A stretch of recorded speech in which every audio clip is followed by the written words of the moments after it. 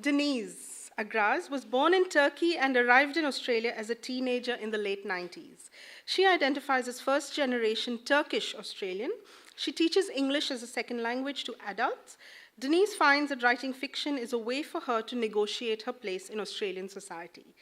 Deniz's work is unusual for its meditation on the emotional journeys of transnational workers. Her skillful scene construction gives us a very engaging mix of character interiority and crackling dialogue, focusing on keenly observed detail on specific moments in time and place while alluding to the consequences of greater social movements across the world. Welcome, Deniz.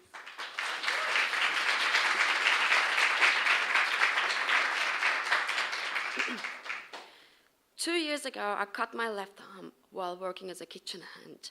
Since then, the bleeding has stopped and the wound has healed, but I can't stop the light from entering me.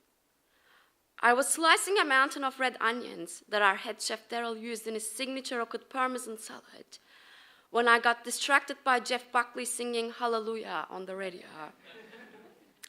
Trying to listen to a song's lyrics in a restaurant kitchen with all the sizzling, clattering, and cursing happening around you is like trying to make sense of what is on the other side of a dirty window pane.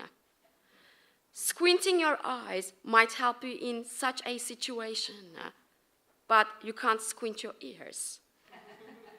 I had taken my eyes off the chopping board only for a second to beg the head chef to turn the volume up, when the knife neatly sliced my left thumb in the middle.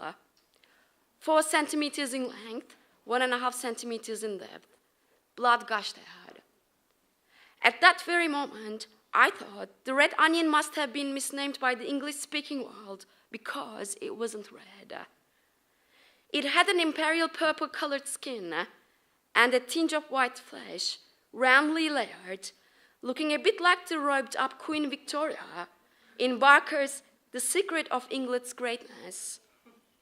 I had seen the painting with Matt at the National Portrait Gallery in London the year before when we went backpacking around Europe. That's actually the Bible she's giving to the prince, he had said with his arms encircling me. I already knew, but kept quiet and smiled, just like I did whenever he lectured me about the Ottomans or the Orientalist art. Being a fine arts graduate and working as a kitchen hand was like chopping vegetables with a dull knife. It doesn't cut through the carrots properly, but there's always a danger of blade slipping off and plunging into your fingers. I was rostered 6 days a week, and the money was barely enough to cover my rent. I was feeling way too exhausted to paint, and the dream of joining Matt at the artist's residence in Barcelona was slowly fading away. I was pressing my right thumb with my left index finger to stop it from bleeding when I heard Daryl muttering, "Dumb fuck Turk," under his breath. In a kitchen where he was outnumbered by the immigrant workers, Bengali was loud and English was reserved for reprimands. Daryl preferred the L. He only muttered when he was truly angry, and when he did, his voice resembled the hissing noise of the gas leaking from the burners, permeating even the deepest corners of the kitchen. All we needed for an explosion was a tiny spark.